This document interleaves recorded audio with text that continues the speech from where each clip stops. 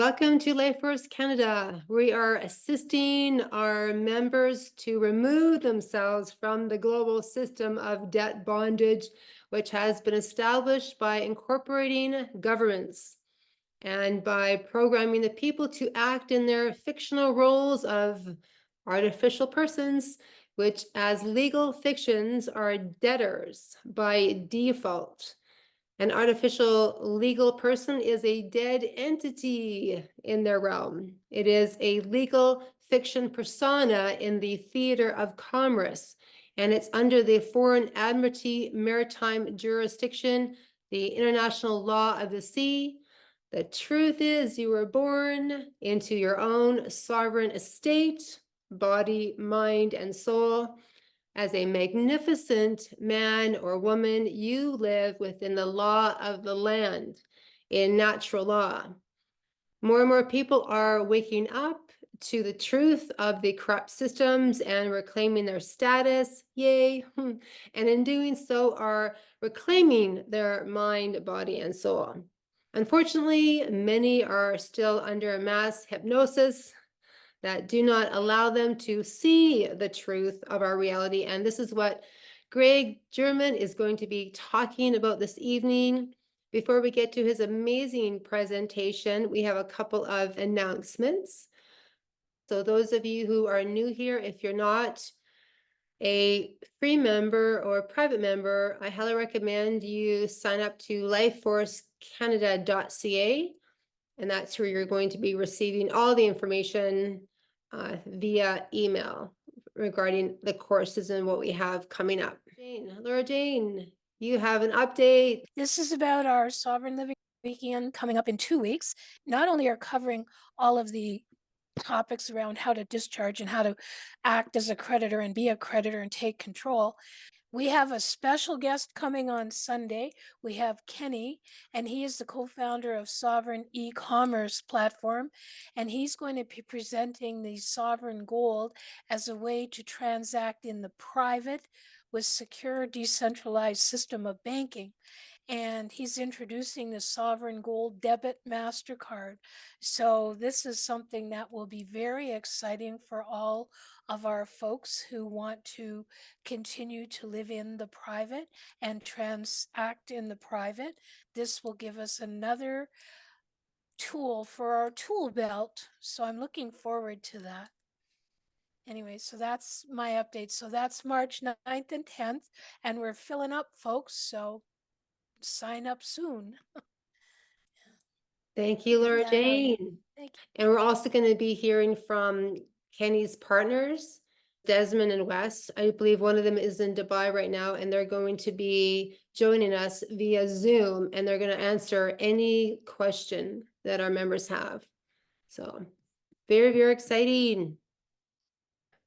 You most likely heard Robert Malone on Joe Rogan a while back talking about mass psychosis to describe what's been happening in the United States and the rest of the world, which is an attempt to hypnotize groups of people to follow messages against their will.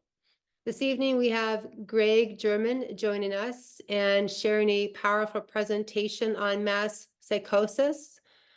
Welcome, Greg. Thanks, Karen. It's great to be here. Can everybody hear me okay? Yes, we can. I just want to share that Rick, who is the founder of the Southern Alberta 2022 group here in Calgary, invited me to speak last week, and that's where I met Greg, and he spoke first and shared his powerful presentation. We'd originally planned to have Greg speak on nutrition this evening, and we'd planned that for a while back. And when I heard Greg's talk, I'm like, okay, we need to have him speak on mass psychosis. His presentation, your presentation, Greg, is amazing. And Laura Jane and Kara and Hannah, they've been sharing with me that they're so happy that I changed it over from nutrition to this presentation as well. So thanks, Greg, for being here. And the room is yours. Absolutely, my pleasure. Thanks, Karen. So as Karen said, my name is Greg. I'm a clinical therapist. I'm the founder of the Lifecraft Clinic here in Alberta. You know, I began my education, my training in the Western medical system. I did medicine at the U of A, and I was planning on heading into psychiatry. I started a master's in surgery there, and I was very much a believer in the Western medical system. I was a young guy, a real type A kind of a guy. And in my world, every single thing that could possibly be wrong with a human being could be cured with either the pill or the knife. I was quite sure about that. And I was very good at ignoring anything that didn't quite fit into that paradigm. And I had a few big pivots in my life, guys, and these really shook that paradigm. And I'm very grateful that I had the grace to surrender into those pivots, into those things that I now believe were a call into a different path. And what we have today at the Lifecraft Clinic is the result of 19 years of progressive surrender into what I believe are more holistic, certainly more safe, gentle, and more profoundly effective healing methodologies that honor the truth of the human being and that allow our body's natural ability to heal to flow. Yeah, something that pharmaceuticals and Western medicine can often inhibit. Yeah. So that's where I'm coming from. And I often am surprised at where I'm at and the type of work that I'm doing. I'm often surprised at the more nuanced forms of healing that we utilize in the Lifecraft Clinic. Lifecraft therapy, which is our main clinical modality, it's now a ratified mental health therapy in Alberta. And so it's insured, it's licensed, but it's quite unique. It's quite outside the Western medical paradigm. It's got a core of clinical hypnotherapy. And so I have some of the highest designations in clinical hypnotherapy in Canada. And that's why I like to speak on mass formation and mass formation psychosis, because of course, that's very relevant for hypnosis, as Karen just said. So I'm going to hop into the slides. Yeah, here we go. Mass formation psychosis. Karen alluded to what this topic's about. And essentially, mass formation psychosis answers the question, how could something like Nazi Germany have happened? How is it possible that so many intelligent, well-meaning folks could believe so strongly in ideologies that are destructive to themselves and their communities without any evidence, without any support whatsoever? And how can they be so impervious to truth?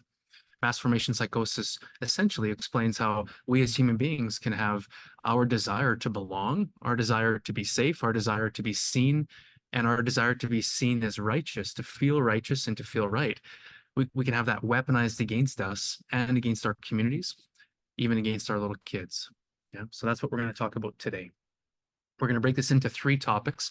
The first one is going to be a general introduction. I'm going to lay out the lay of the land, as it were. I'm going to talk about the scope that we're going to approach this with, and I'm going to lay out a couple of goals that we have in discussing this. We're not only going to come away from this with understanding, but I'm going to offer you a couple more upsides as well from this discussion. Then we're going to talk about the human mind. This is a foundation for understanding how we can fall into a mass formation psychosis. And in fact, we as human beings fall into these all the time. They're not all as pernicious as the one we've seen unfold over the last few years, but this is a very natural phenomenon in the human nervous system. So we're going to talk about how the human nervous system works, how the psyche operates, and therefore we're set up to understand mass formations. And so we're going to get into talking about what they look like. You're going to come away with an understanding of what they look like, how to be resilient to them, how to be free. Yeah. Okay, everybody, here we go. Introduction. So our purpose today is to come away with compassion. The reason I like to speak on this topic is when we don't understand how the human nervous system works, we can look at friends, family members who have turned against us, who have villainized us, who have excluded us from Christmas dinners, who have tried to turn our own families against us. We can look at those folks with anger, resentment, fear, and we can't understand how they could do and say the things they're doing and saying. After today, after coming to an understanding of how the human nervous system works, it's my hope that we can come away with compassion.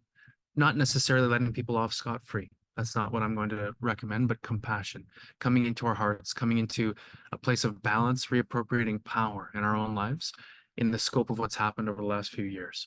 Understanding allows us to be free. And of course, what we're going to talk about today, these mass formations, this is a tale as old as time. This has been going on since the beginning. As I talk about the ways these things form, the ways that globalists slowly lead us out onto thin ice and then break the ice, you're going to recognize these things. You're going to notice, wow, these things have been going on for generations, and we can see that this has been a cycle going on for a long time. But of course, we can be free. freedom from any mass formation is available to us when you understand these simple things we're going to talk about today, and when you're able to surrender into the tools and tricks that we're going to give you at the end of the day. And one more thing, we're going to make an important distinction here. This is really important distinction to understand. The difference between a dictator and a totalitarian. Yeah. So a dictator, from a psychological perspective, is very simplistic. It's all about fear. In a dictatorship, they cut off a few people's heads, they hang a few people disappear in the night. And now everybody understands, if you don't stand out, you don't speak out, everything is fine. Dictatorships work because people are afraid. Yeah. That all makes good sense. That's all fine and good. A totalitarian system is different. In a totalitarian system, there are nuanced psychological processes going on, chief of which is a mass formation psychosis, what we're going to talk about today. And a sneaky and pernicious thing about totalitarian systems is that they're most effective in modern, educated Western countries. The reason I wanted to make this distinction is because when we think about oppressive governments, right? We think about dictatorships. When we think about free countries, we don't make the assumption that there could be a totalitarian regime in place in a free country. And that is not true. Totalitarian systems are as dangerous, I think even more dangerous than dictatorships, and they're very sneaky. We see them in countries full of very well-educated, very affluent, very intelligent folks, and they can move through a population very, very quickly. And that's what we see today. Totalitarian systems are the dictatorships of today. Yeah. Okay. Yeah. So totalitarians, this is really what we're going to talk about today. It's quite a unique thing. Now let's spend some time talking about human consciousness.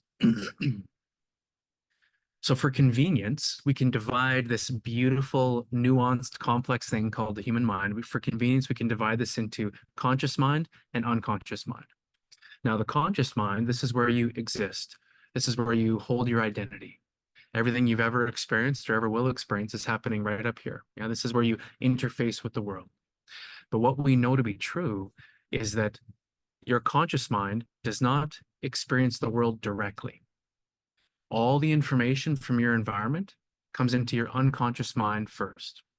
So this is shapes, colors, textures, sounds, sensations, memories, things from the body, emotions. Everything comes into the unconscious mind first. And the unconscious mind decides what information from your environment, what emotions, what sensations to allow through to your conscious awareness. The unconscious mind decides what meaning to assign to those things. The unconscious mind decides how to delete, distort, and generalize information before it reaches your consciousness. We have every second about 11 million bits of information coming into the unconscious mind. Huge amounts of information from all the senses. 11 million. Your conscious mind can handle only 200 out of 11 million every second. So your unconscious mind has this very, very complex job of deciding what information it's going to allow through to here and what information it's going to filter out. It can only allow through a very, very, very small percentage, and it makes the decision on what gets through and what doesn't based on one thing. Your unconscious mind has only one job, and that is to keep you safe. Safety. So as the unconscious mind is deciding what information to let through to the conscious awareness or not, what meaning to assign to that information before it comes through, it's saying, is this important for safety? Yeah. That means from the beginning of your life, anytime you've had any negative emotion, anytime you've experienced fear, rage, powerlessness, anytime you felt unloved, unwanted, unseen, don't belong, you're a burden, safety is unavailable to you, any of these kinds of things. When you're having an experience like that, your unconscious mind, whose only job is to keep you safe, it springs into action. And it's now scanning your environment, scanning. And when it finds what it thinks is the cause of this unwanted emotion, it says this: I will never let this happen again. And a new unconscious belief is formed. By the way, everybody, I can see my fingernails in the camera. I have 2 little girls, and my wife got them this non-toxic nail polish. So I was a test subject a couple days ago. That's so great. Yeah, so that's why. Yes. So the unconscious mind is always trying to keep you safe. And anytime you have any negative emotion, it tries to figure out why you're having this negative experience. And when it figures out what it thinks is the cause, it goes, this, I'll never let this happen again. A new belief is formed. So as we go through our lives, our constellation of unconscious beliefs becomes more complex. That means our conscious experience of ourselves in the world, the behaviors that are available to us or not available to us, become contained and constrained in more complex ways. We tend to think as adults that we have a lot of autonomy, don't we? We tend to think, yeah, I ate that because I wanted to, and I said that because I wanted to, and I did that because I wanted to. But the truth is, 85% of our behavior and 95% of our thoughts are driven by our unconscious mind. This means that for the vast majority of things that we do, by the time we're aware that we're about to do, say, think, emote, it's already been decided down here that you're about to do those things. Okay. So why are we talking about this? The unconscious mind is very, very important in our human functioning. It drives much of our behavior, determines how we experience ourselves in the world. And that is, of course, very relevant and very salient to a mass formation. So remember, our conscious experience of ourselves in the world is not dependent on what's happening in the world. It's dependent on how our unconscious mind frames what's happening in the world. It's dependent on what our unconscious mind thinks are the important bits to put through to here. Everything else does not exist for us, right? This means that if you and someone else who has different unconscious beliefs, which is anyone else, have the same experience, you might come away from that with different memories, different thoughts. You know, if you've ever heard your partner describing something that you both just experienced and you're going, that's not what happened, or that's not how I remember it, this is why, right? We tend to live in a world where we're biased and we think everybody sees the same world, right? This world that I'm seeing, this tangible world that I'm experiencing is just the world. But actually, what you're experiencing is the result of the information that your unconscious mind has decided is safety for you. Okay. Now, let's say something happens and you're a little boy or a little girl, something happens, and the only way your unconscious mind can make sense of what's happening is to take on a belief like you're not lovable, let's say. Now, for the rest of your life going forward from there, your unconscious mind thinks it has to keep you safe in a world where you're not lovable, okay? With this belief, you could have 10,000 people in a row come and tell you, oh my God, you're so lovable. It's so easy to love you. I'm so grateful to love you. You're incredible. I'm so grateful to have you in my life. You're very, very lovable. And for all those 10,000 people, you might go, oh, thank you, thank you, thank you, thank you. Yeah, yeah. But that really only gets to about here, right? You're still living in a world. You're still experiencing yourself and the world as if you're not lovable and it's not safe for you to forget it. And now person number 10,001 comes along and says or does something that could in some way be internalized as evidence that you're not lovable, and the unconscious mind gets triggered, right? It says, we're not lovable and it's not safe for me to let them forget it. Here's evidence that they're not lovable. So they ship that right up to your conscious awareness. And so your experience of the world is heavily biased towards information that's in alignment with your unconscious beliefs. And your unconscious beliefs are formed in trauma, in fear. Okay. So when we get scared, we take on unconscious beliefs, and now our conscious perception is created from the information in alignment with those unconscious beliefs. Does that make sense so far? Yes. Okay. So that's an idea, very high level view of how the human nervous system works, how our conscious experience works. And that's important to understand because we can look at somebody who is living in the same world as we are, but having a completely different experience of that world, believing completely different things from the same evidence. And we can wonder, how is this possible? How can you look at this world? How can you look at this evidence in front of us and come away with a belief like that when I'm looking at this evidence and I'm believing this way? This is how. This is how. The unconscious mind creates a conscious experience that it thinks will keep you safe. And it does that based on the beliefs it's taken on in trauma. Okay, we're going to come back to that in a minute. So let's go. This means this incredibly powerful thing, this unconscious mind, which can manifest anything in life, is capable of incredible achievement, behavior, and capable of incredible things. This limitless, powerful thing that is our strength is also our weakness.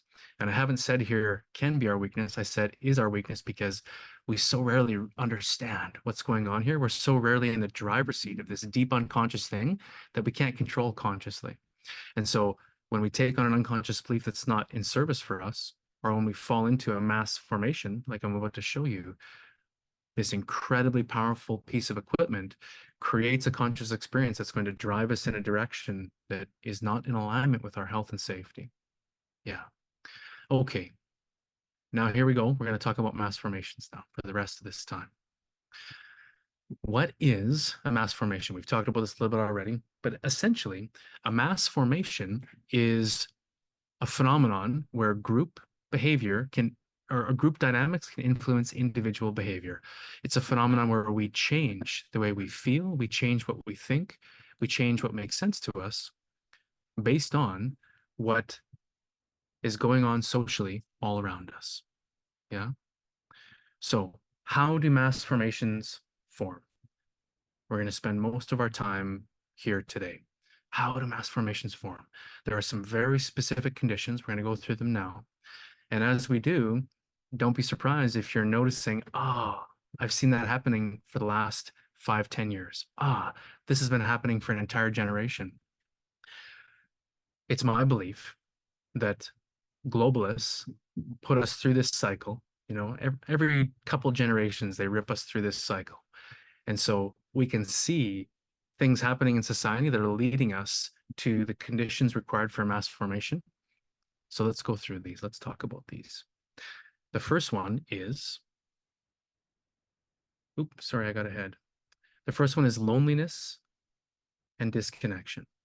Yeah, this is a foundational piece. We live in a world where we're also connected, in air quotes, right? We've got social media, we got text messages, we got all these digital tools where we're more connected than ever, we're told all the time. And yet we feel independent, don't we? We feel disconnected. We feel a lack of connection in authentic ways for the most part, right? Technology tends to disconnect us, masquerading as connection. And this is something that studies have borne out very well. The UK has appointed a minister of loneliness. So they have I think I mentioned this on Tuesday, Karen.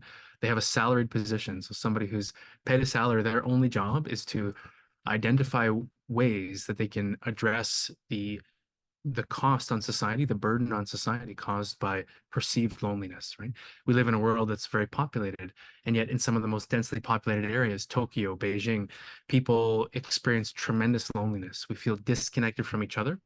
This is the result of a top-down series of narratives and social movements that have allowed us to live our lives without the true human connection that our nervous systems need.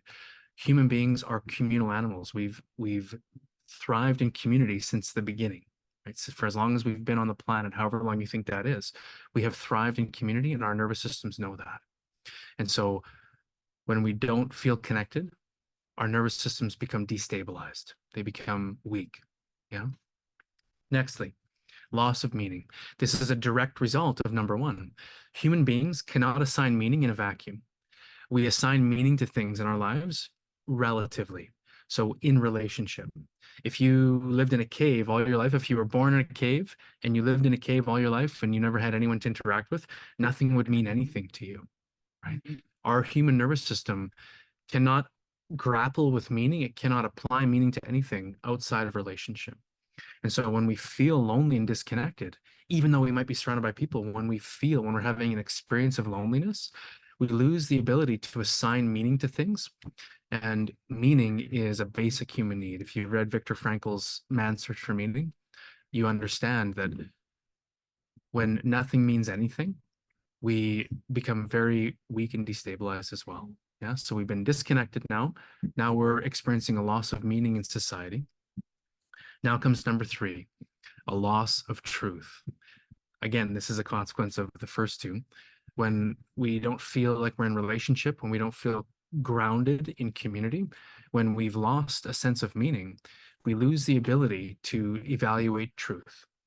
This is a further destabilization, because without a shared truth, we can't connect. Without a shared truth, we can't communicate. We can't agree. We can't live in a world where we can have shared meaning in community. Loss of meaning. Now we're on to loss of truth. We've seen this often recently when we're convinced that a man is a woman. Not a man can dress as a woman or a man can identify as a woman, but a man is a woman if they say they are. We're obfuscating truth. When we're told that the foundation of Western society is an extremely racist white patriarchy, and if you don't see that, then there's something wrong with you. If you don't see that, then you're just not sorry about it. You know, these things, they obfuscate our grip on truth.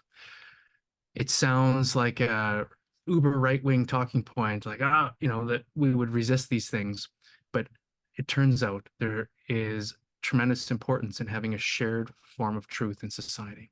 When we as a social organization, as society, when we lose the ability to agree on basic foundational things, we lose a lot of stability in our nervous system. We lose the ability to experience meaning, fulfillment, and we're going to get more into that later. So loss of truth is another really important piece of the puzzle. And of course, we can all see evidence of this, even with some of the COVID stuff, things that just made no sense whatsoever, you know, and we were kind of told it makes sense if you don't think about it. This is the truth.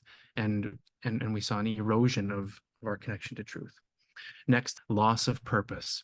This one is really, really important. At Lifecraft, we are big on purpose. We believe, you know, all this clinical work that we're doing, the last 19 years of evolution of the therapies that we now deliver has led me to a foundational belief that human beings are beings of purpose.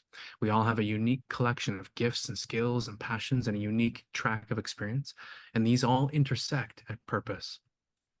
And when we find the clarity on our gifts and we find the courage to love the world, to move love and energy through our gifts in purposeful ways in service of the world, it is here that we experience the most meaningful and fulfilling existence of humanity. And it's where we manifest the most abundance too. Yeah, some people call this God's work, right? Being in full expression of who we are in service of our community, in service of our world. This is a beautiful gift for human beings, being able to share who we are in purposeful ways. And when we lose the ability to connect, when we lose meaning, when we lose a grappling of truth, we now lose the ability to delineate who we are in the world, what our gifts are, how we can share, how we can interface with the world through our gifts. We lose the ability to experience purpose.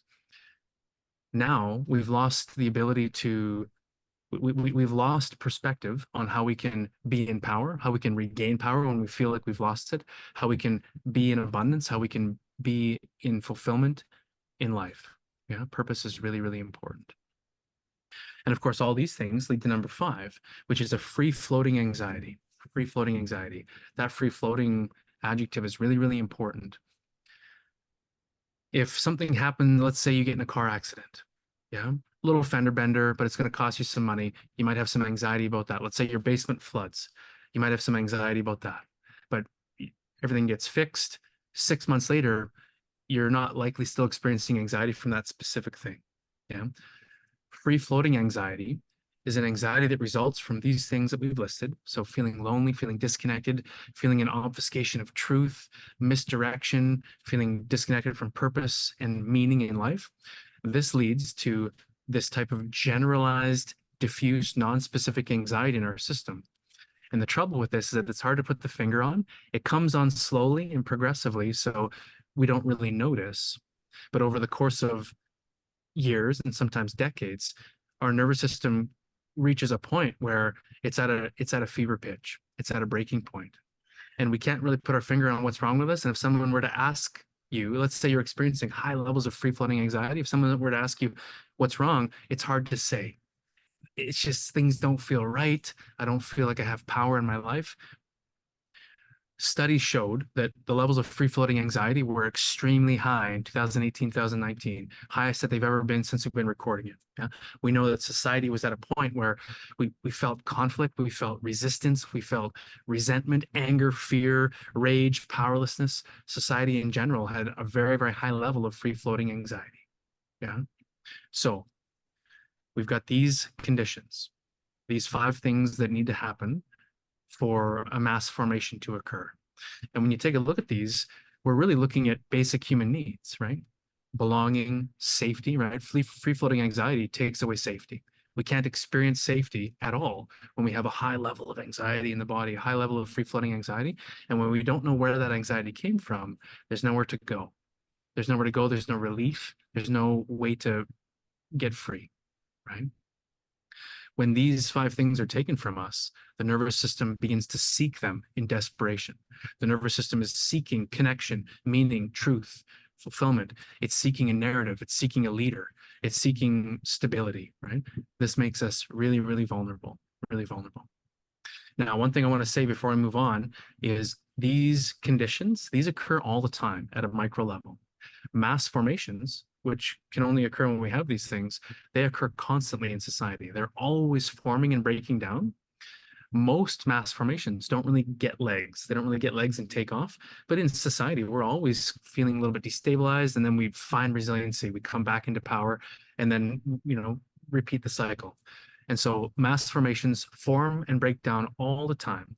But every now and then, certain mass formations are created with intention by people who are able to control the media, control our education systems, control our governments, and they're able to do this in a very powerful and concerted way that affects everybody, right? Very good. So that's the conditions for a mass formation. Now, what's the result? You can still see this, Karen? Yes. Very good.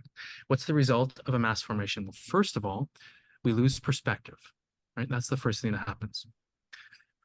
We've lost a connection to truth. We've lost a connection to meaning.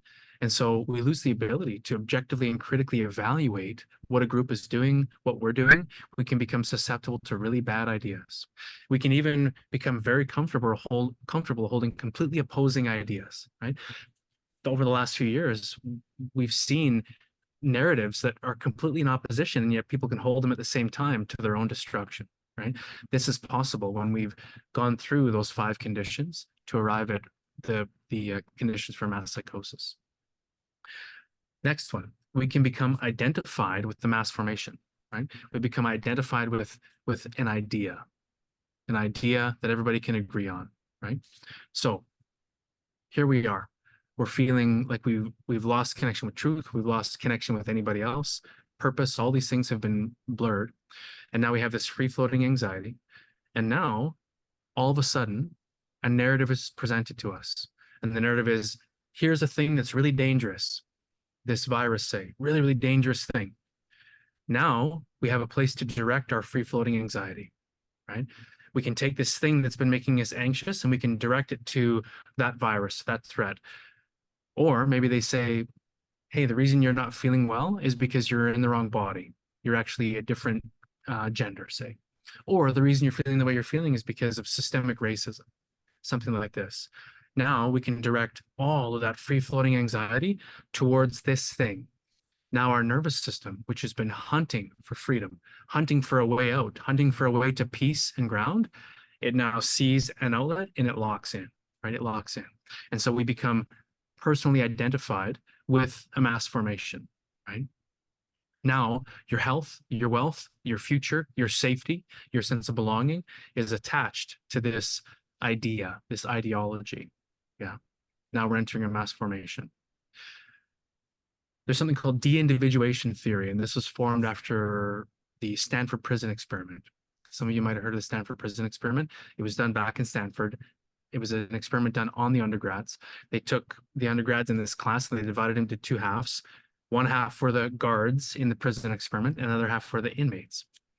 And they made it very realistic. The guards got to take these vans and drive around town, picking up the inmates, pulling them out of their homes, putting hoods on them, driving them to prison, booking them into prison, handcuffing them.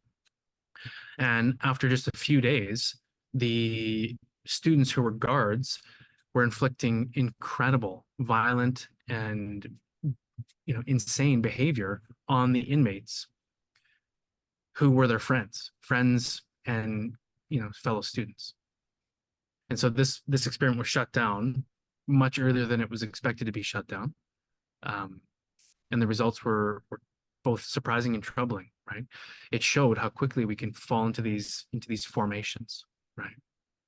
So de-individuation theory explains how when we become a part of a crowd, we lose personal identity, right? We lose the ability to feel guilt, shame. We lose the ability to self-evaluate. We lose the ability to feel empathy for ourselves and others.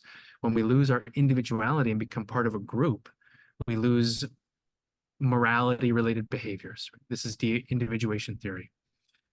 And this is why we see in general in society a lot of groupthink, a lot of group ideology.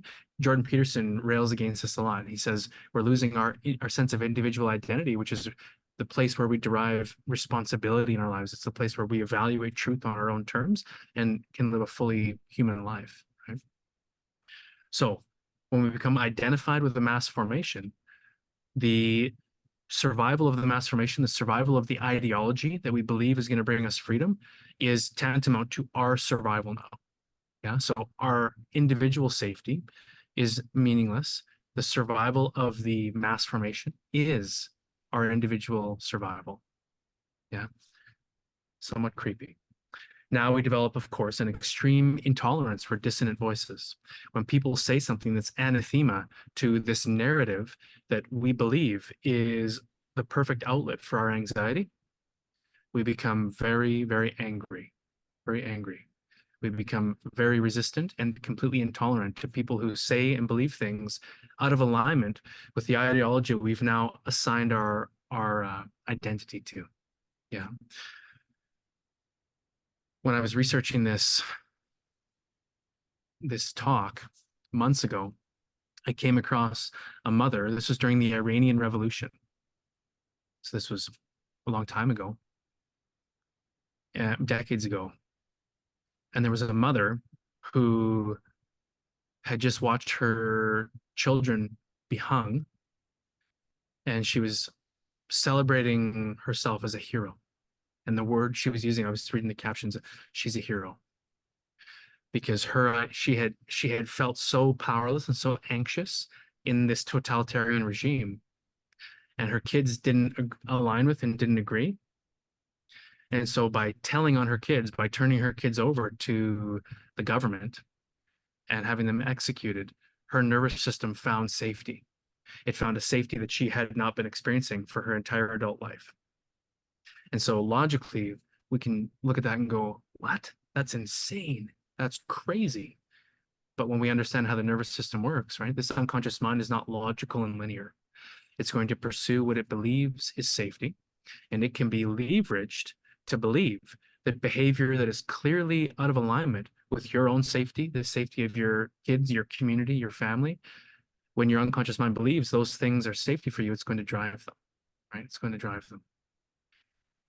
And again, we've lost connection with truth. We've lost the ability to evaluate the veracity of an idea or a movement. And so the vision of this paradise of freedom from the free-floating anxiety and belonging with this new group and connection with this new group, it's so compelling that no action, no rule, no outrageous law is beyond reasonable, right? Lying, cheating, stealing, killing, these are all not only permissible, but they're your responsibility as somebody who is believing in this ideology.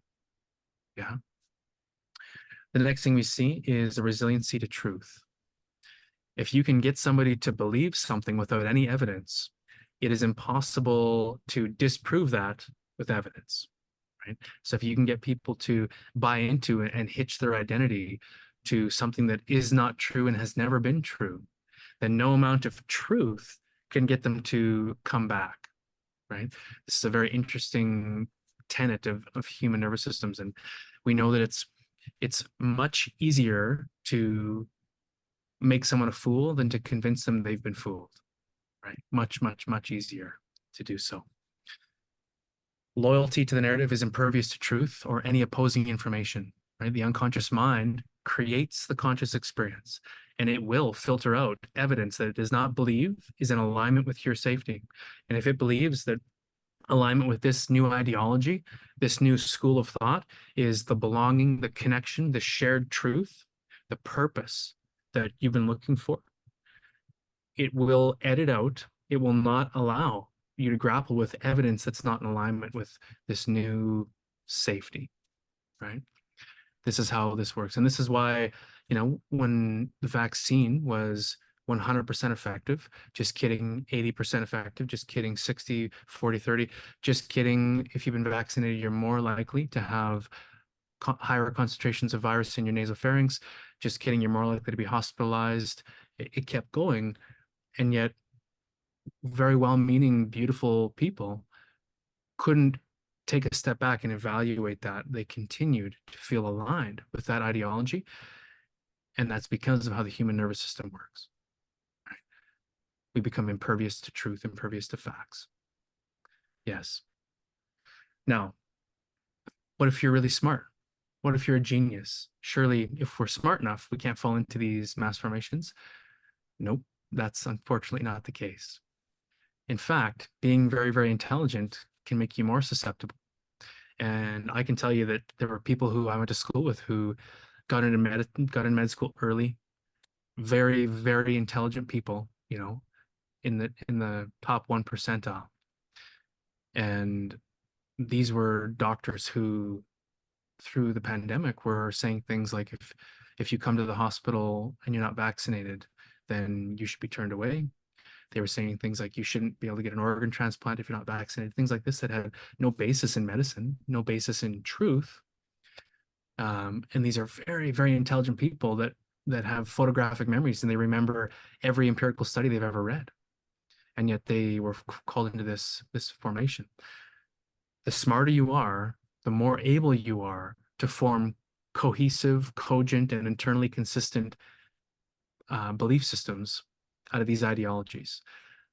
When you're really, really smart, you can take any disparate facts and evidence and construct them in a way where you've created an internally consistent ideology. And so we see really, really intelligent people have all the right talking points and all the right evidence, in air quotes, to prove the mass formation that they're leaning into, even if that mass formation is completely untrue and unfounded. Yeah. Now, before we move on, I want to mention one thing, and it's that the mainstream media is often involved in these mass formations. They're often involved in the social mores that we're sort of corralled into. And so they can create the illusion that the vast majority of the population is actually believing the same thing.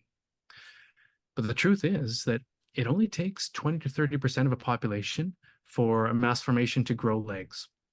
And there's very good evidence that even throughout the last few years, only 20 to 30% of people were really, really bought in on the ideology that played out.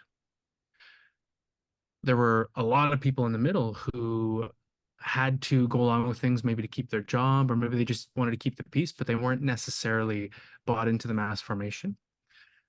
And so the point I'm making now is simply that the proportion of the population that's really, really bought into a mass formation is often less than we may think, because sometimes that minority gets a really loud voice. Yeah. Okay. So now let's tie everything together. Why are mass formations dangerous? And how can they be leveraged against us? Yeah. Well, a mass formation creates the illusion that all the things we've lost in society over years can be yours again. A mass formation creates the promise of connection. So now we don't feel lonely anymore. A shared truth, right? A shared version of events. So now we feel a grounding in truth, which is stabilizing, right? A mass formation can bring us a sense of purpose, right? Now we all agree this thing right here is the enemy, and we all share the purpose of destroying the enemy, which in the last few years was first the virus, and then people opposing the methods put forward by the government. They became the enemy. So we have a shared purpose in coming together to save society, to save ourselves from the thing that we believe is the source of our free-floating anxiety. Yeah. So the mass formation promises you all the things that have been eroded in our modern society. And under these conditions, of course, we become really, really vulnerable to propaganda, right? Western society leads us into disconnection, meaninglessness, confusion, purposelessness, powerlessness, loss of family, right?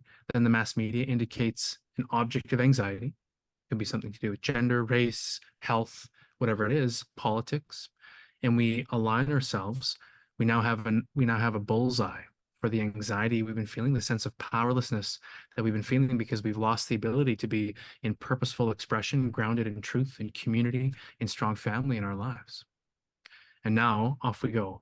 We think we're going to find the things that we need, the things we deserve, by aligning with a mass formation. And the more we lean into that, the deeper we can get. Yeah. Okay. So let's talk about this one piece at a time. The mass formation promises all these things, right? And then we feel a sense of hope, right? We feel this hope that if we rise in resistance, if we destroy the thing that we're told is the cause of our anxiety, we're going to be free, right? And so now we become willing to participate in incredible things to eliminate that object of anxiety. And that makes sense. We can have compassion for people who have been feeling powerless for years, maybe decades, maybe all their life. And they don't quite know why, but their nervous system is now telling them, you can be free now. Finally, you can be free. You can be free of this anxiety, this fear. It all makes perfect sense now. We just need to get rid of this thing that's right in front of us. This thing they're telling us is unsafe, and that must be true, right? Even if the strategy is completely absurd, the unconscious mind has now decided this is safety for us. Any information out of alignment with the acquisition of this safety is not going to get through to here. It's not going to make a difference, right? We can be very justified in anger, resentment, all of the repressed aggression we've been feeling for a long time is now being encouraged by our leaders, right? Our political leaders are encouraging us to let go, to release tension, anger, fear, rage, powerlessness directed at these things or these people. And it can be a really intoxicating thing. We feel a sense of belonging, this powerful release of energy we don't want anymore directed at this thing, and off we go. Right? So many people are participating. We feel a belonging. We feel connected, even though really importantly, we're not connecting with anybody. We feel a sense of connection, but it's an illusion. We're not connecting with anybody. We're connecting with an idea. We're connecting with a mass formation. And so we don't get any of the benefits of connection, just like we don't get the benefits of connection by connecting on our phones. We don't get the benefits of connection for our human bodies, our nervous systems. We don't get to ground into true, authentic community by connecting to a mass formation, but our nervous system thinks it can get it there. And so we get ripped off, right? We sacrifice a lot thinking that we're moving in the direction of the connection we deserve, and we never get it there, right? The bond that we form with a mass formation, the bond we form with the ideology, feels stronger than the real bonds we have with real people, our own friends and family. We've been led so far astray. And so now we will sacrifice our friends and family. We will sacrifice ourselves to belong and to drive the agenda of the ideology. And participation in the strategies put before us, the things that the government has said, do this and you'll be free, it has nothing to do with logic, right? It's a survival that's driven by the unconscious mind, right? We're trying to preserve this new social bond with the ideology. And by obeying, we feel this intoxicating sense of belonging and power, right? Yeah, maximum connectedness becomes available to us. Now, if we can be compelled to take action, if we can be compelled to tell your neighbors, put your mask on, or, you know, back in the 40s, if you can be compelled to tell on somebody or reveal the location of someone who's hiding. Once we are compelled to take that action, now the hill we have to climb over to get back to truth is very, very steep and very high. And the more action we take, the more righteous we feel, the more powerful we feel, the more seen we feel, the more aggressive and committed we are to the ideology, the more we feel a sense of freedom, peace, the more we feel a release of pent-up energy. This is a form of hypnosis. This is a form of hypnosis where the conscious mind is experiencing something that's not real. And in fact, among the leaders of these mass formations, they often know that the things they're saying are not true, but they believe in the outcome. They believe that the end justifies the means. Yeah. Really dangerous place to be. So the mass formation allows the people driving the mass formation to control not only public life, but private life too, because they have recruited a certain proportion of the population as like a volunteer secret service, right? They've recruited people who are going to enforce their ideology in the privacy of our own homes, among our families.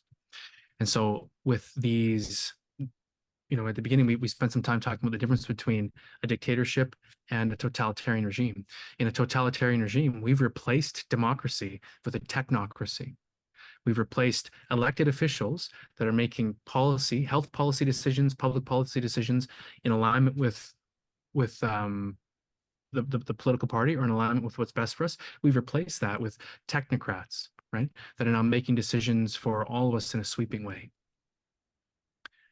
Yes. So, of course, this, as we can see, is a Faustian bargain, right? It's success for the globalists, but it's failure for the people because they've convinced us to give up a little bit more freedom, a little bit more autonomy, a little bit more health, a little bit more wealth. We've given up all these things, and we've done so gladly, as fast and hard as we can, thinking that we're going to get something that we could never get from these mass formations. And so in the end, we don't get what we deserve, what we as human beings deserve. And what they do is when we come spinning out the end of one mass formation, they present us with another. And around we go again. And now we come out of one mass formation and we don't have the things we thought we were going to have. And now our free-floating anxiety shoots up again. But that's okay because now there's a war over here we can campaign for. That's okay because now there's a marginalized minority over here that we can campaign for. And we can take up this cause and we can continue on. Yeah.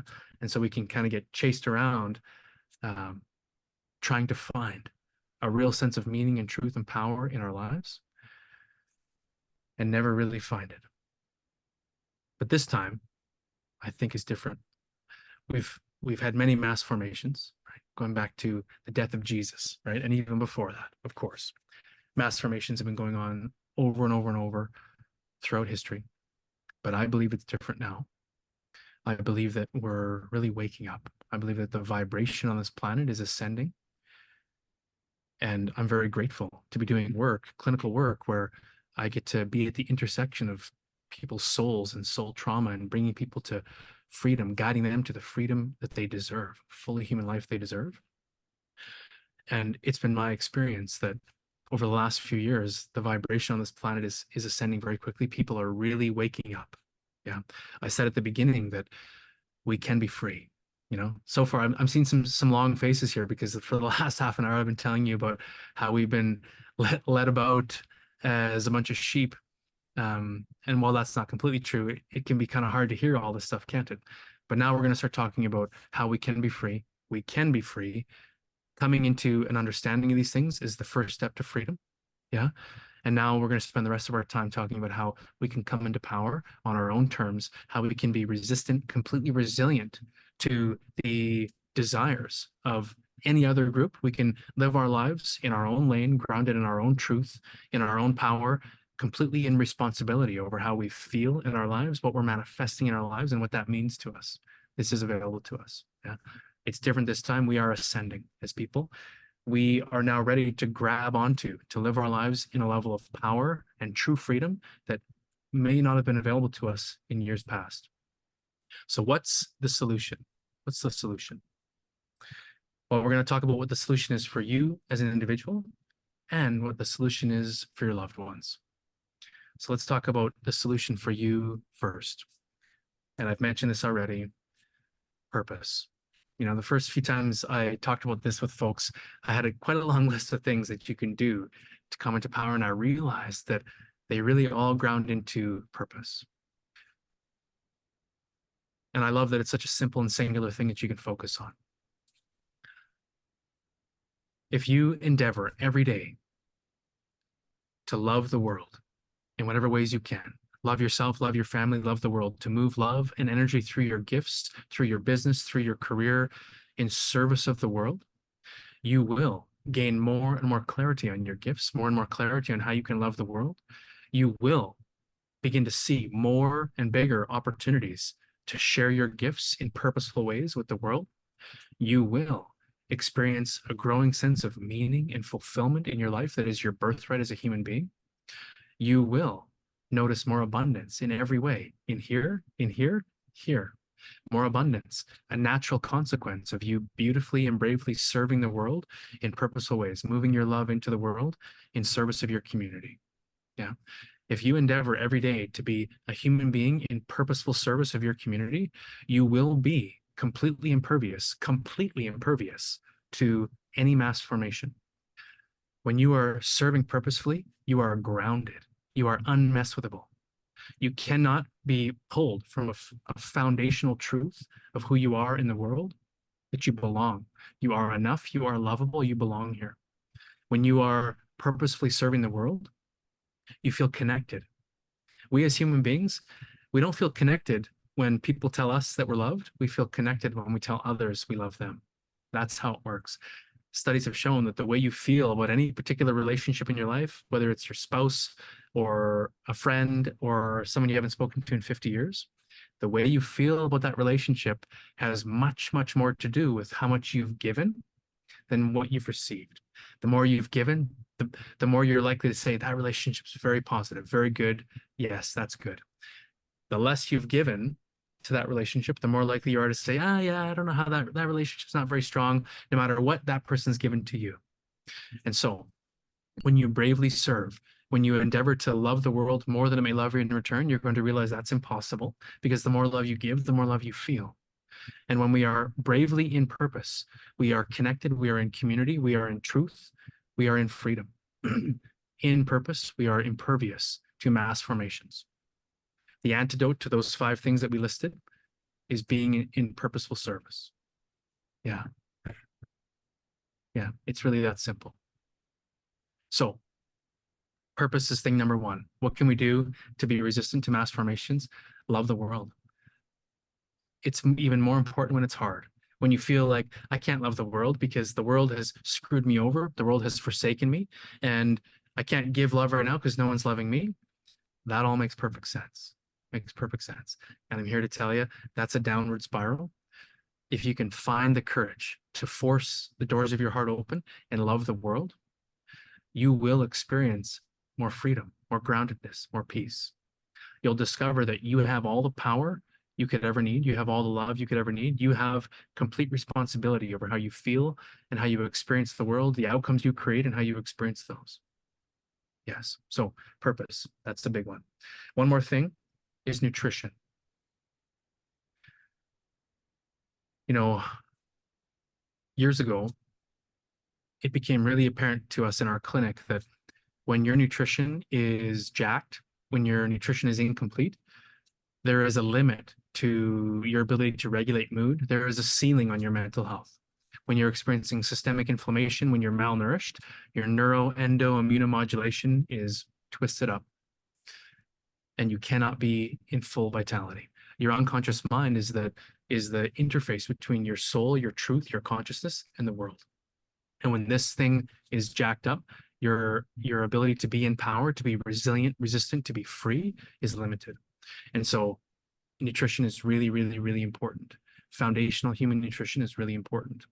Unfortunately, we live in a world where our modern nutritional paradigms are often profit-driven and politically motivated.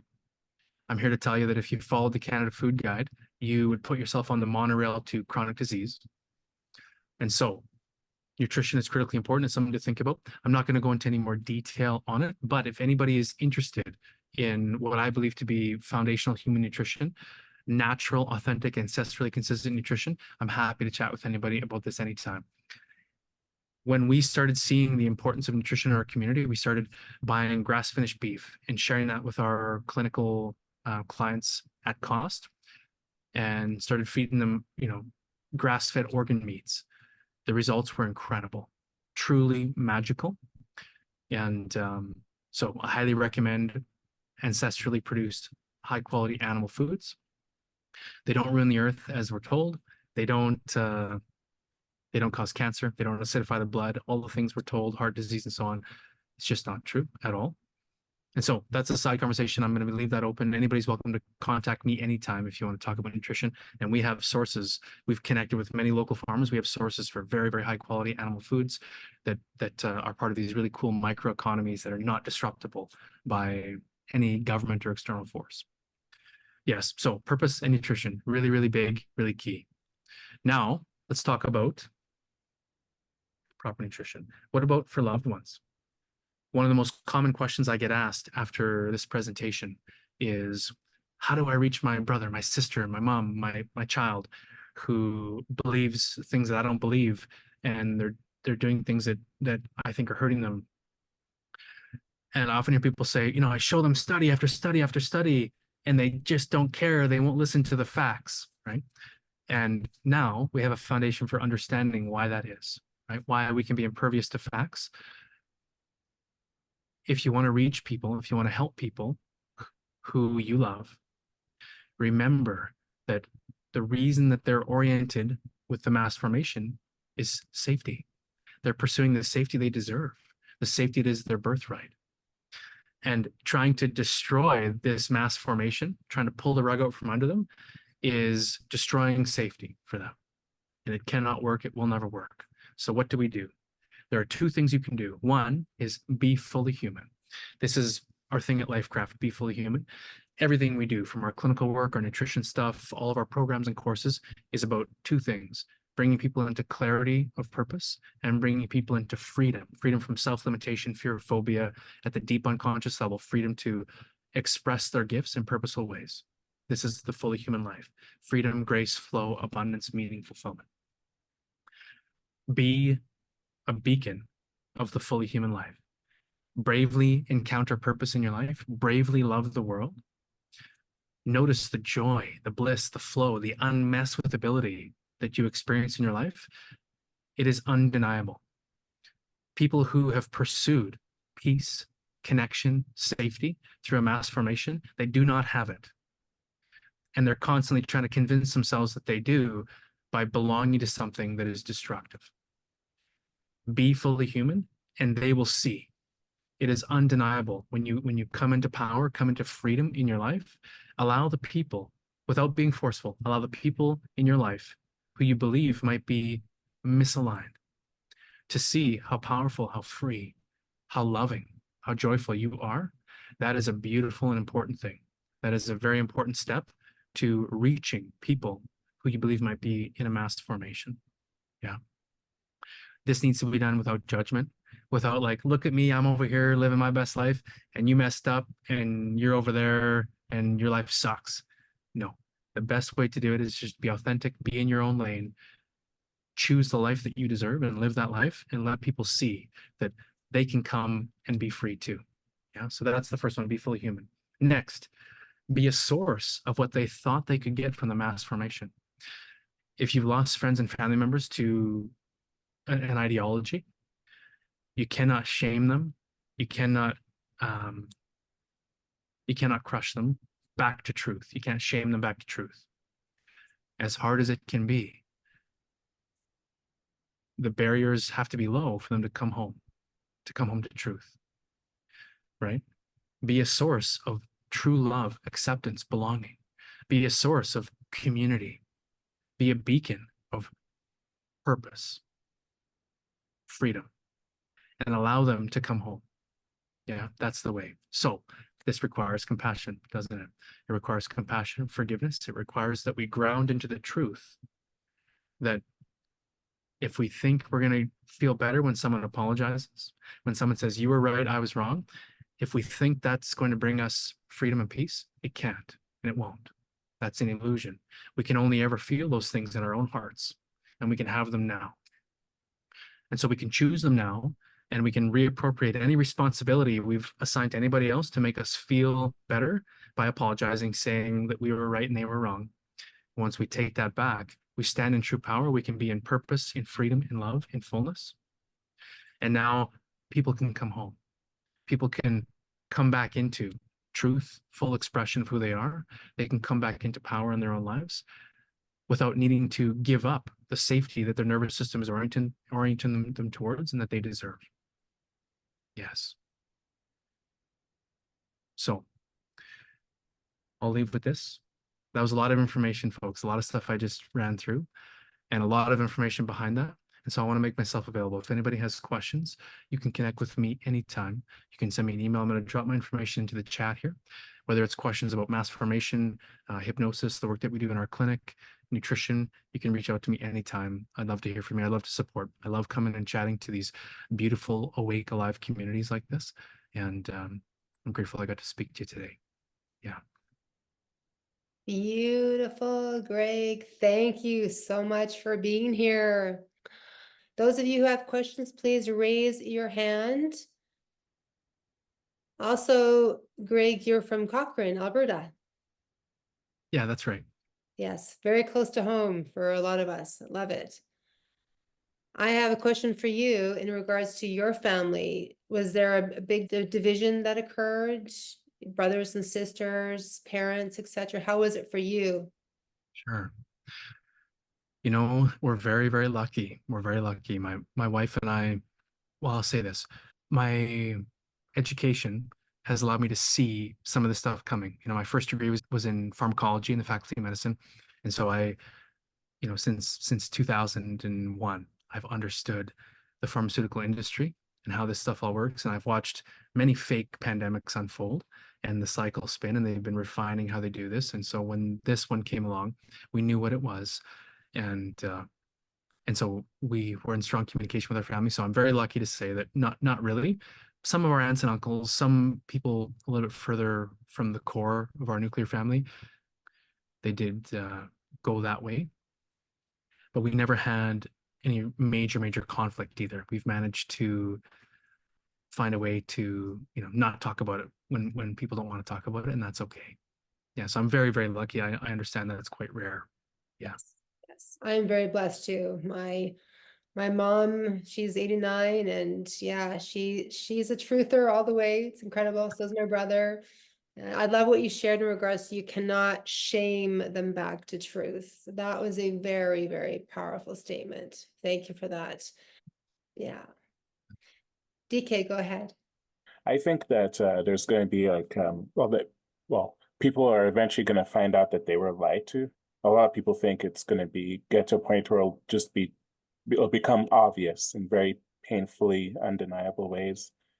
So Greg, so two things. What do you think it'll be like for people to be, to have their worldview shattered, and how can we probably assist them through that really painful process where there's going to be, because I think sort of like you, that for people to be sane, they need a worldview that reflects their reality. And I think that's going to be shattered, quite frankly, at one point. So yeah, what do you think? Yeah, great question. Well, DK, I'll start by saying that my experience in working with people around these things over the last few years has led me to the belief that the only place we really have power and responsibility is in our own lives. And I've come to believe that everything that happens to us, everything, is for the ascension of your soul. Things that you love, things that you resent, things that you would give anything to change, they have all been opportunities for you to learn something, grow in some way, release something, marinate into something. Every single thing that happens to you is a step that you're free to take or not take on your staircase of the ascension of your soul into full power, freedom, bliss, into the fully human life that you deserve. And so that's an important lens through which to view other people's past. Sometimes we look at people and we can see like the way for you to come back to power is to walk over, a long runway of Legos in the dark, right? Hot bed of coals is what you've got coming. And sometimes we want to rescue people or save people. It's important that we're compassionate and that we're in service, but the universe is at play here. Everything's unfolding as it's meant to. And so I think it's just a fact that some people are going to have a gritty roast, and it's not something that the human mind would ever choose. We would never order that off the menu for ourselves or for anyone else, but it's a beautiful experience of the soul. And we're all a part of something that's unfolding on this planet right now. And it's going to keep unfolding. Yeah. I agree with you. For me, if I find, I understand the need to be compassionate to all that, but for me, where it's very hard to forgive is where people choose to do something blindly, but it has repercussions on other people, like children, and people who maybe are intellectually incapable of doing their own research, or where people vilify, like you said, they vilify people who made the right choice or at least didn't agree with them. That's where, for me, I find it hard to forgive. Makes perfect sense. And the way I've come to see it is that our natural inclination is to hold on to anger and resentment, rage. And we think, if I let go of this, it means you get off scot-free. If I let go of this, it means that what you did was okay. And the truth is, we can't punish somebody else by holding on to anger and resentment. We can't go back in time. The truth is that as hard as it can feel, as as resistant as we can feel to it, the only path forward for us is love. Love, forgiveness, compassion. It's a gift we give ourselves. It allows us to come into true power and capacity. It allows us to move forward in freedom that we deserve. And no matter how you look at it, holding on to anger and resentment, resisting forgiveness, we can make perfect sense of it up here, but it cannot serve us, cannot empower us going forward. Thank you. Thanks. With that, I yield. Yeah. Great questions, DK. Thank you.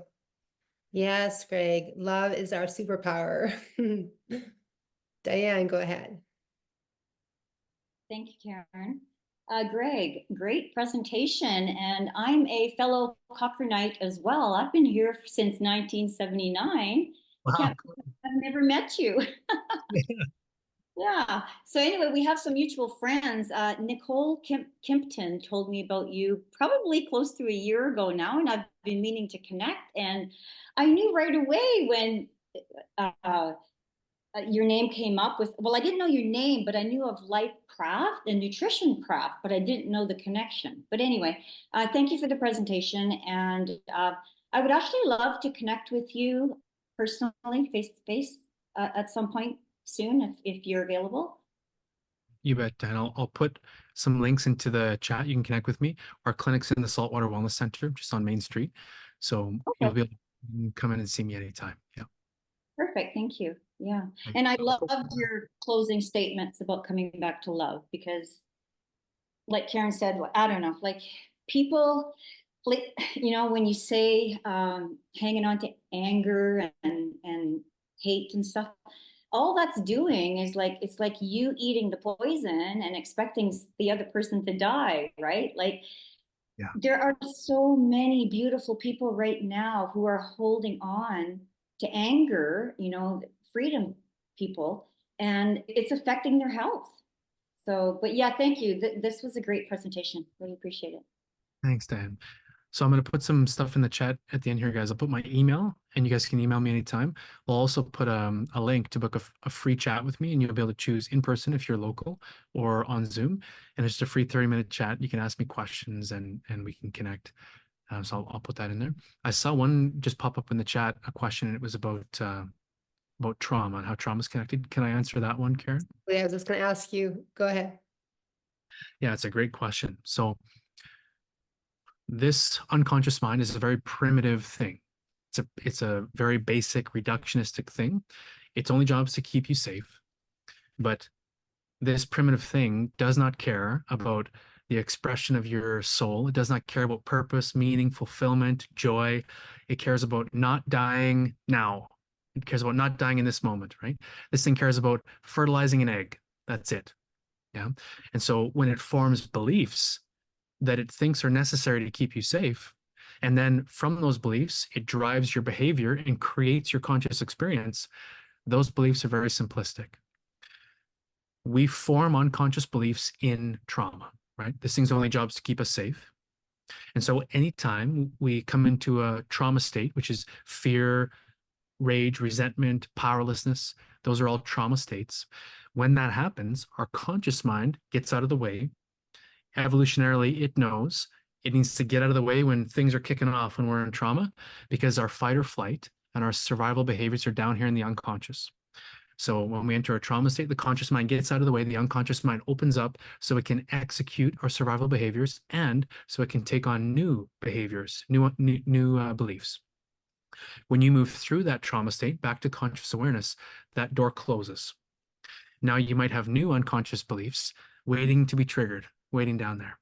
And when they perceive something that they think is in alignment with their belief, off they go. They're going to drive a reaction. They're going to drive a perspective. They're going to drive a behavior, an emotional cascade. So the way trauma is related is people who create mass formations in society, they know that in order to create beliefs that will drive your behavior in the direction they want you to go, they need to bring you into fear, into trauma. And so they scare you with something. Yeah. Like, you're not safe because the world is racist. You're not safe because of this virus. You're not safe because of whatever. Yeah. Now you're in a state of fear, and now your unconscious mind is hunting for what it needs to do to rescue you from this fear. And the government or whoever's creating the mass formation says, look no further. It's right here. Here's the solution. Everybody needs to wear this mask. Everybody needs to get this drug, whatever it is.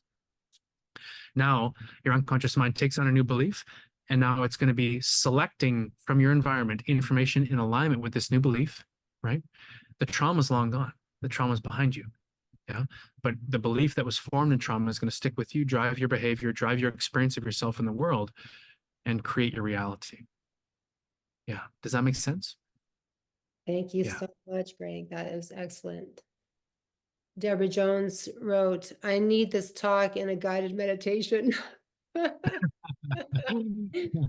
Deborah, it will be on the replay on Life Force Canada YouTube channel. So. Okay, we good. have time for one more question. Lisa, go ahead. Awesome presentation, Greg. So you were saying, I guess your foundation is nutrition, correct? We do nutrition. I wouldn't say it's our foundation. It's one of the pieces of our company. Bring people into power. Yeah. Yeah. Everything is connected, and I'm just wondering because I have a few family members that's actually been affected by all that's going on, and I'm wondering if you do anything regarding the shot and where it comes on to nutrition for them. Yeah. So we do some things. Yeah. We have some cleanse protocols that involve some clays, bentonite clays and things like that. These are pretty standard. You can find them online anywhere. So we're not doing anything special there, but we do provide some really, really high nutrient density, high bioavailability foods, like ruminant, grass-fed, grass-finished, organic, vaccine-free, drug-free ruminant organs.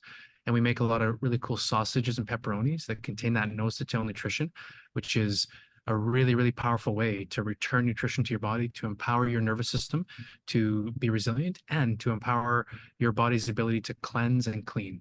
The body's trying to get rid of graphene oxide, is trying to get rid of all the things that may have been encountered from some of these vaccines, some of the microplastics that we're seeing. In fact, a friend of mine does live blood analysis, and we've been doing some experiments helping people eat in really beautiful, ancestrally consistent, natural ways. We're discovering that the energetics of food is really, really important. When you get food that's been harvested responsibly, right locally from the land, from animals that were raised ethically, fed the right things, there's a vibration to that food, and it appears to be helping people's bodies return to health and to expunge things that are foreign that were put into the body. So the short answer is yes. I'd love to hear a little bit more about what specifically people that you know or people in your family are grappling with right now, and then I can recommend some specific things to help them with that. I'll reach out to you. I mean, that would be great. Thank you. Thank you, Lisa. Okay, we have one more question. Claire and Carol, hi. I just want to make a comment in reference to the fact that it's so hard to understand why these intellectual people don't get it, because they're so clever, they're so smart. But when they need our compassion too, because as we all know, we live in the physical, emotional, and mental bodies besides the other subtle bodies.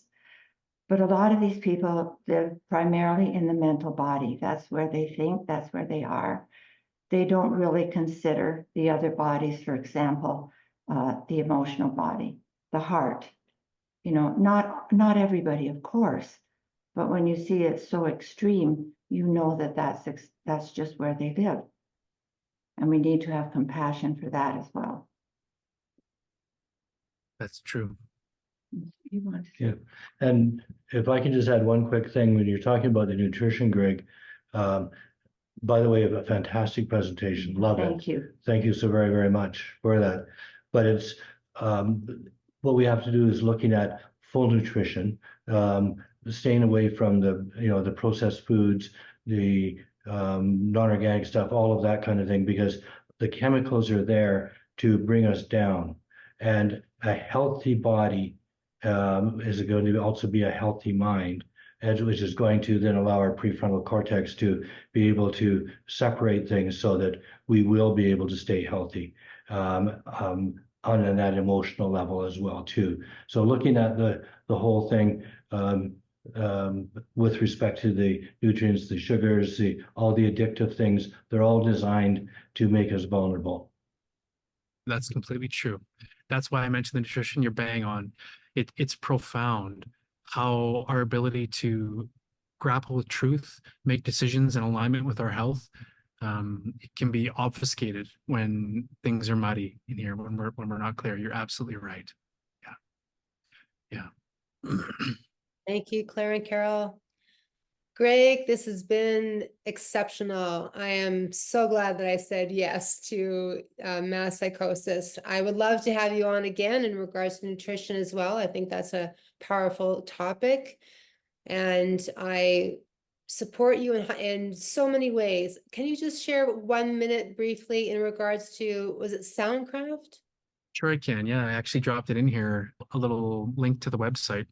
So, one thing that I've been becoming more and more endeared to with time is sound healing and vibrational healing. And I fully admit that it took me a while to come to this. I was resistant to it because I thought, oh, it's just sound, right? But the more we lean into this now, the more I believe that sound and vibration are healing of the future. I'm very grateful to say we have access to a really neat tool that allows us to build customized multidimensional soundtracks. And these are multi-layered sound experiences that we can provide people in a stereo environment. And it brings your nervous system into what we call a therapeutic psychedelic state, which sounds kind of wacky, right? You hear that word and you're thinking about lava lamps and music festivals, but what we mean by a therapeutic psychedelic state is a state of deep groundedness where we are in a state of trance, right? The reason that we do clinical hypnosis is because the beliefs that we form in trance states, in trauma, those beliefs can only be released in trance states, which is why you can't consciously change an addiction. You can't go and let go of an addiction, right? Unconscious beliefs that drive our behavior, that drive our perspective, these are formed in trauma, which is a trance state. We have to return to trance, which we can do in hypnosis, deep prayer, transcendental meditation, ecstatic pleasure states, psychedelic states, right? And so this music brings your nervous system without any drugs at all into what we call a therapeutic psychedelic state, which is a grounded state of enoughness, a beautiful state of openness where the nervous system opens.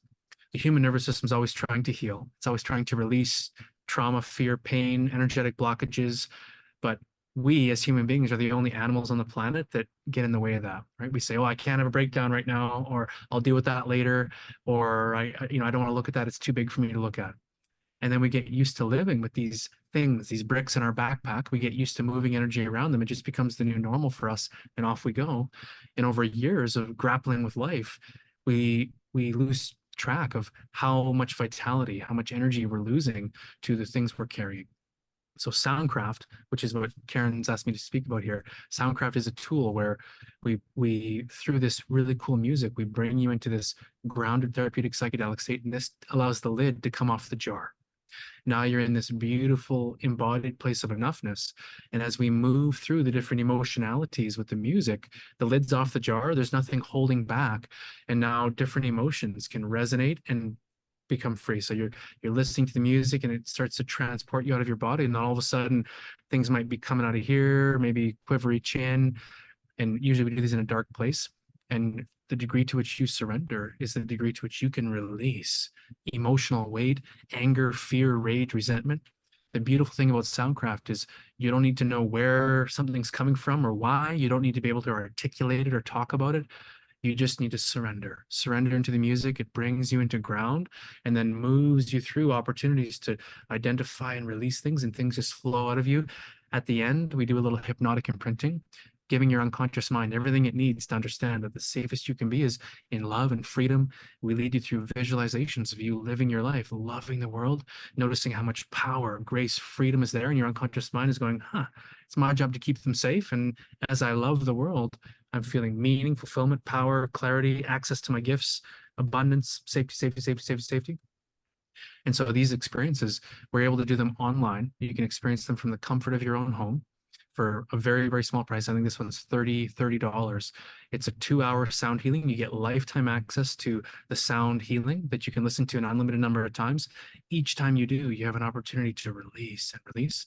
You also get lifetime access to the hypnotic imprinting that we create at the end. And so we're really happy. It's a beautiful, high value thing that we can offer to people at a really, really low price. If you're local to Cochrane, you can come to our heated yurt and experience them in person. So that link that I put in there is for one that's on Thursday. And we're going to have these going all the time. If you reach out to me by email, we'll make sure we keep in touch with you. We got these online ones going on all the time, and you're all very welcome. I'm so grateful to be doing this work, and I'm consistently amazed at the profound, the safe, gentle, but profound healing power of these sound healing tools. Really cool. Well, we are so honored to have you here, and we can definitely see that you are on a mission to serve humanity. So grateful for you, Greg, and I look forward to seeing you again. I know that Diane's very excited. I think a lot of our Cochrane members are very excited that you are in their area. Thank you for all you do. Love and light to you. Thank you. Thank you, Karen. Thanks for having me, everybody. I'm sending you all love and good vibes. Okay, everyone, we're just going to stay on for a moment here for our meditation. Beautiful evening. Everyone, take a big, deep breath in, a life force energy. Letting go. So closing your eyes. I know everyone here is high vibing already, which is fantastic. Focusing on your breath. And bringing your breath all the way into your belly. So breathing in to the count of 5 and then breathing out to the count of 5.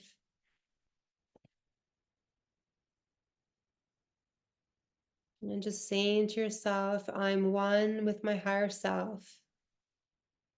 I'm one with my higher self.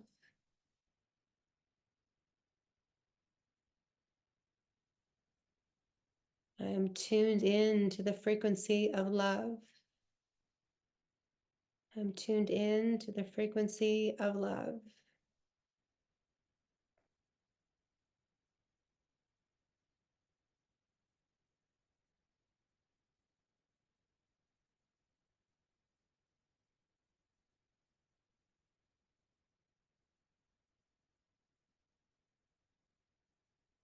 I always give when I can because I know it always comes back.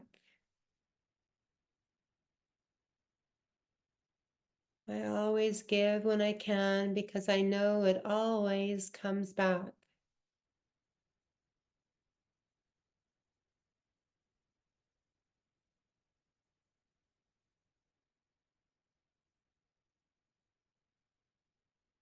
I'm making an impact on earth. I'm making an impact on earth. I'm increasing the collective consciousness by treating others as the love and light they truly are.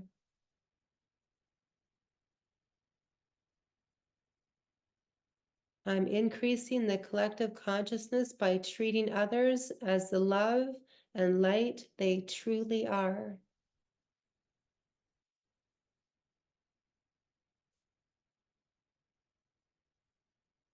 I am persistent. I am persistent. I'm creating an amazing life.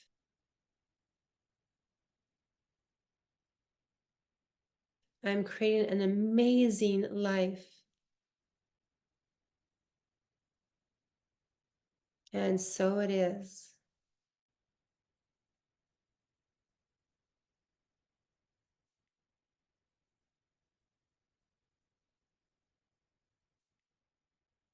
Thank you, everyone. Together we rise. Thank you. Thank you, so much, everyone. Thank Karen you. and Thanks, Greg. Karen. Thank you. Karen and Greg. Thanks, Greg. Good night. Thank you. Good Thank night, you, Greg. everyone. Good night, Thanks, everyone. Karen. Hey, Thank you, you. Karen. Thank you. Thank you. Night. Love you. Good Thank night. you, Karen.